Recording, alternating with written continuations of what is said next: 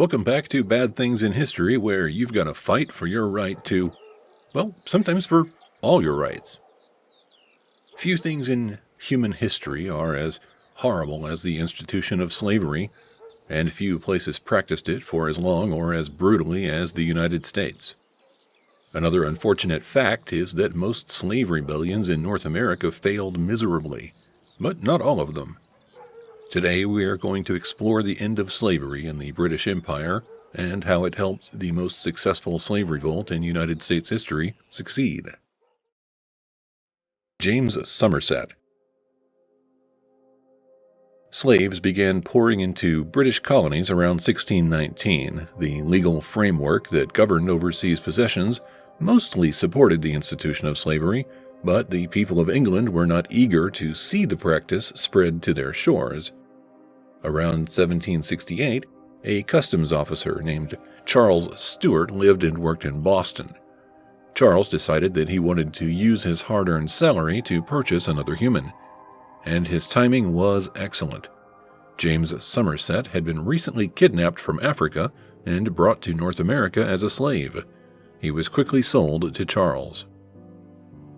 In 1769, Charles decided to return to England. He brought his slave James with him. Over the next 2 years, James Somerset became educated in England. He made friends, eventually became a Christian, and was even baptized. He also decided he would no longer serve a master. So in October 1771, James escaped slavery. Charles recaptured James in November. As punishment, James was put on a ship which was traveling to Jamaica. After arriving, he would be sold to a sugar plantation. The 3 people who had helped James get baptized refused to accept what was happening. They went to the court and claimed that James was being held against his will. Most importantly, it was happening illegally. The court freed James and scheduled a hearing for February 7, 1772, to determine whether he was legally a slave or a free man. The case attracted attention from all over England. Members of the public donated to the Defense Fund. Granville Sharp, one of the first abolitionists in England, also supported James in his legal efforts. Those who argued for James claimed that although the colonies might have laws which legalized slavery, there were no such laws in England itself. Additionally, English contract law did not allow a person to enslave himself. Charles's legal team claimed that this was simply a matter of property rights, and if England freed James, then they might also have to worry about giving freedom to at least 15,000 black people residing in the country. Lord Mansfield, a prominent English judge, read the court's opinion on June 22, 1772. Part of his decision said, "The cause returned is, the slave absented himself and departed from his master's service and refused to return and serve him during his stay in England. Whereupon, by his master's orders, he was put on board the ship by force and there detained in secure custody, to be carried out of the kingdom and sold. So high an act of dominion must derive its authority, if any such it has, from the law of the kingdom where executed. A foreigner cannot be imprisoned here on the authority of any law existing in his own country. The power of a master over his servant is different in all countries, more or less limited or extensive. The exercise of it therefore must always be regulated by the laws of the place where exercised." James Somerset was freed. However, the ruling did not end slavery in the British Empire, nor even in England itself. The international slave trade would end in the British Empire in 1807, although slavery itself would remain legal. The practice would not be completely outlawed until 1833. An event in Canada would help accelerate the demise of slavery within the British colonies. Slavery in Canada. When the Revolutionary War began in 1775, the population of the 13 colonies was not united. Although most people supported independence, at least 20% of them remained loyal to the Crown. When the war finally ended in 1783, the Loyalists had a problem. They were not welcome in the newly formed United States. To help the Loyalists, the British government granted many of them land in Canada. Several of these Loyalists also owned slaves. Thanks to the Imperial Act of 1790, they could bring their slaves into Canada and continue to own them. The Loyalists flooded into their new northern home and brought nearly 2,000 African slaves with them. One Loyalist was named Adam Vrooman. He was originally from New York and owned several slaves. In 1793, he purchased a woman named Chloe Cooley from another Loyalist that lived in Fort Erie, Ontario. As the year progressed, rumors began to circulate that the Canadian government was going to free all the slaves. Slaveholders such as Adam took the threat of freedom seriously. Rather than endure a financial loss, many of them took their slaves back to the United States and sold them. Adam decided the wisest financial decision for his future would be to sell Chloe Cooley. He arranged to cross the Niagara River on March 14, 1793, where she would be given to a new master against her will. As Chloe wasn't willing to go peacefully, Adam had to beat her. With the help of 2 other men, he tied her with rope, placed her in a small boat, then traveled across the river to make the sail. Several people on the bank of the river watched it happen. They were disturbed and complained to authorities. However, nothing was immediately done. The fate of Chloe was also unknown. Nobody ever saw her again after Adam took her across the river. The governor of Canada was extremely angry when he learned about what happened. Even though half of Canada's legislative body owned slaves, it was still able to pass the Act Against Slavery on July 9, 1793. The act didn't completely outlaw slavery. It allowed slaves to be sold in Canada and the United States, but it prohibited importing new slaves into Canadian territory. The act also said that any children born to slaves would be free at age 25. Any child born to a free black person would always remain free. However, any existing slaves would remain enslaved unless freed by their master. The last slave sale in Canada took place in 1824. In 1799, parts of the United States also followed Canada in outlawing slavery. This consisted mostly of the northern states. By 1808, both the United States and Britain outlawed the international slave trade. Domestically, slavery still existed, but importing new slaves from Africa was no longer allowed. However, Spain continued to kidnap people from Africa for several more decades. A slave revolt that started on a Spanish ship would find its way to the United States and cause an international incident. La Amistad. By the middle of the 19th century, most of the remaining Spanish colonies were located on islands in the Caribbean. Plantations were the most profitable industry on these islands. In North America, the slave population actually increased over time. Despite being treated harshly, the Africans who were forcibly relocated were able to produce children. In the Caribbean, it was a different story. The hard work and tropical climate killed slaves faster than they could create replacements. To keep the plantations profitable, new slaves had to be captured in Africa and forced into service. La Amistad was a schooner owned by a Spanish merchant. It wasn't designed to function as a slave ship.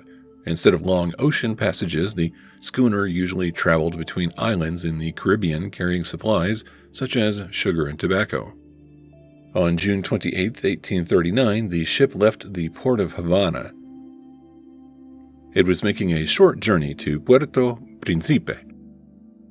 In addition to the usual cargo, La Amistad was carrying 53 slaves, but the ship didn't really have a place to keep the slaves, so they were haphazardly scattered above and below deck.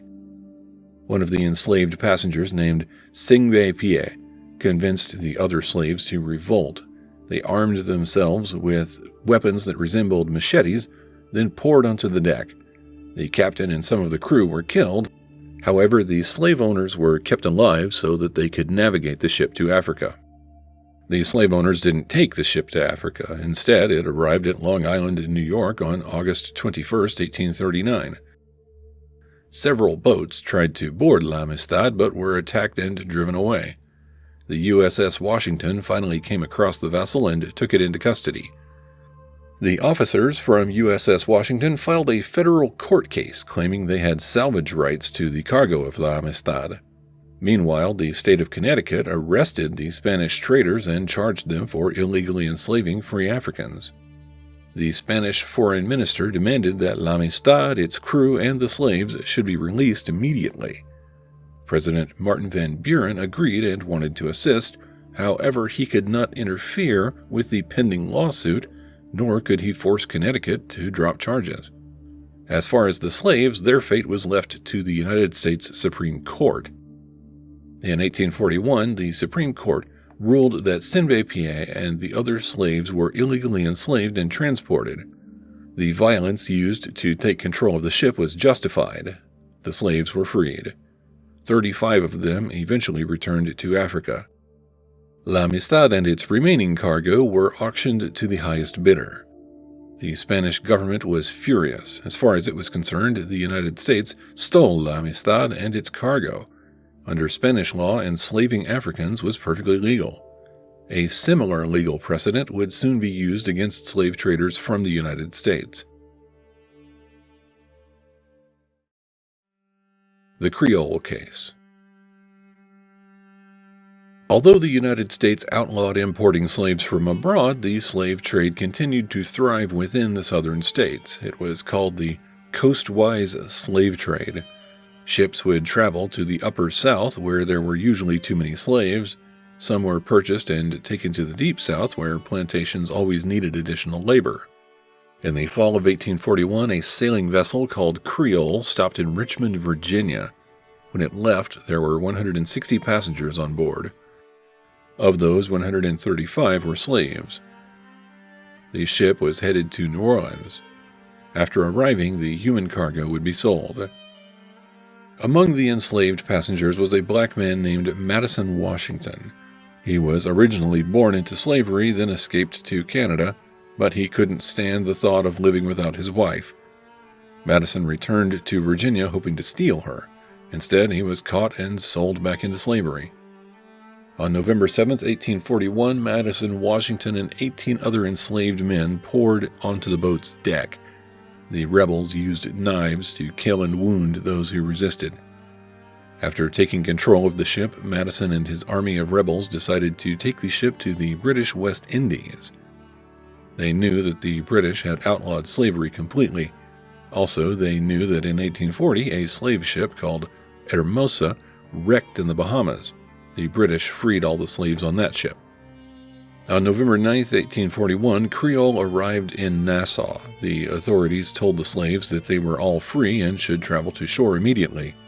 But Madison and his band of rebels were told to remain on board while authorities investigated.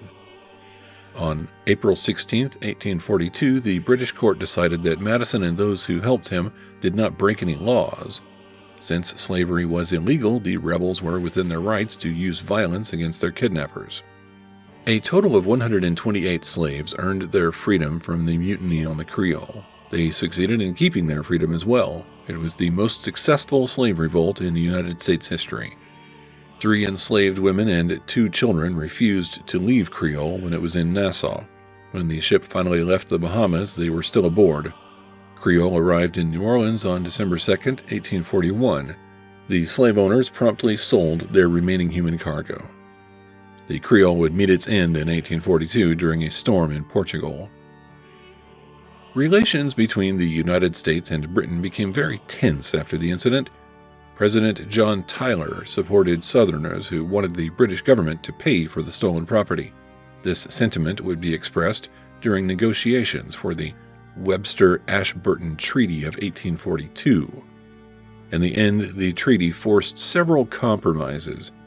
It established the final borders between Canada and the United States, and the treaty also required the British government to pay compensation to the United States for the escaped slaves.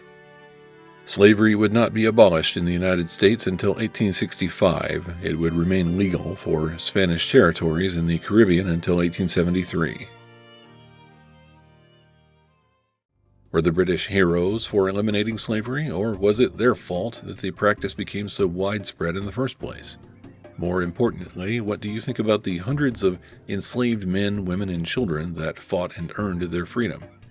Leave a comment and let us know where you stand. If you want to reward our efforts to bring this terrible story to life, then please hit the like button. It helps other viewers like you find the episode, and ultimately that helps our channel grow. Also, hitting the like button does not mean you support slavery. Thank you for watching Bad Things in History.